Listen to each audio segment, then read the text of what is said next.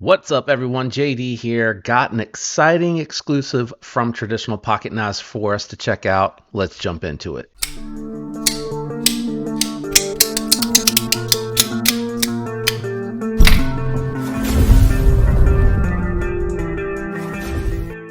Okay, guys, we are taking a look at the Kentucky Holler Jack. This is a Traditional Pocket Knives exclusive coming in at $110, but with code JD10, you can save 10%. It is a stainless steel bolstered knife. It does have various inlays. Today we're taking a look at the abalone. I've never checked out abalone in person, and I gotta tell you guys, it is quite stunning to check out visually in person. It also has a 154 cm spear point blade with a hollow grind. You guys heard me right. I'm really impressed with this one. QSP is doing just such an outstanding job with the build on these. Let me clean it up a little bit. Hands are dry and ashy from the winter, guys. I do apologize, but let me do my best to clean it up here so that I can get all my oily, lotiony hand fingerprints off of here so you can take a really good look at it. As you can see, the fit and finish, the tolerances on here are outstanding. QSP just continuing to get better at this. The bolsters look great, got a nice satin finish to it, got a little nick here so that when you go to reach for the long pull, you got it, no problems whatsoever. Mine has broken in nicely. Look at the pop on this. Very snappy, very muted because it is a little bit smaller.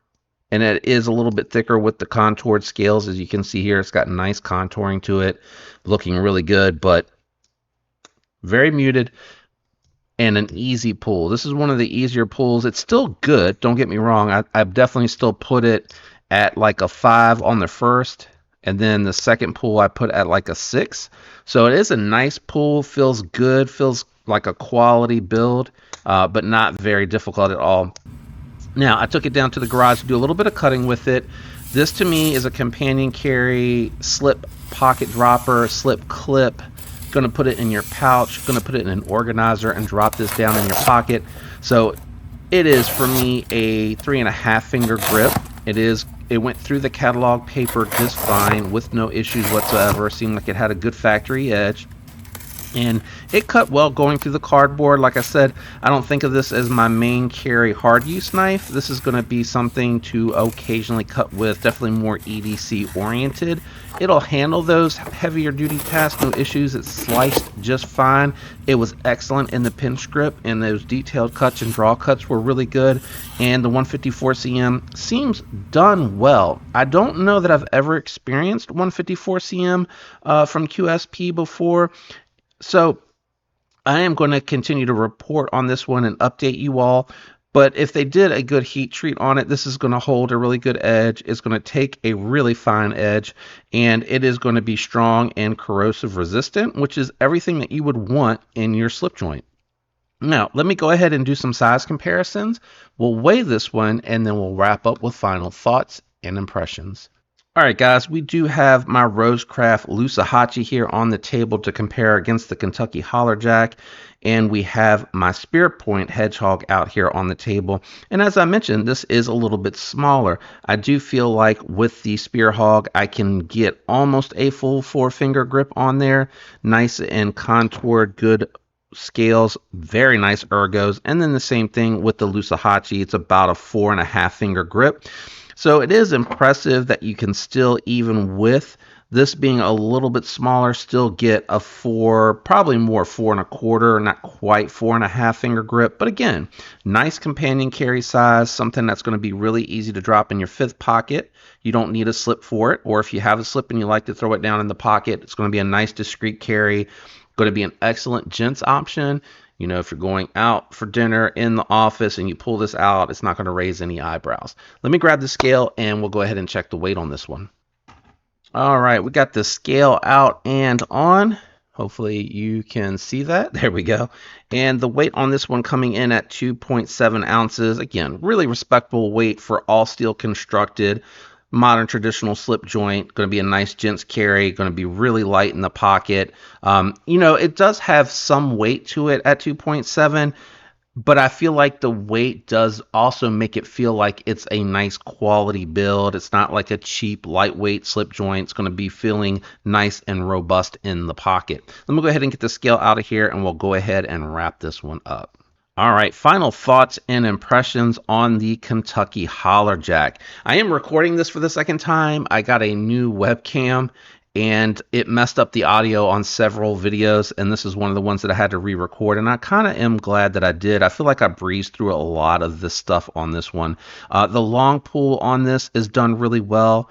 Nice and grippy, easy to get a hold of, and it does hang onto the fingers nicely, so it makes it easier to pull open. I also think that the sharp jimping here on the back of the blade is really nice. I like to share the load between the back of the spring and the back of the blade, and that does make it so it doesn't feel like it's going to break on you, so that you can do those detailed cuts and do some detailed work without feeling like you're going to close it or that you're going to lose any traction or anything like that. So in a really good spot. I also really like that my ring finger fits nicely in here. It's very well chamfered, very comfortable to hold in the hand. So overall, I think it's a good looking design.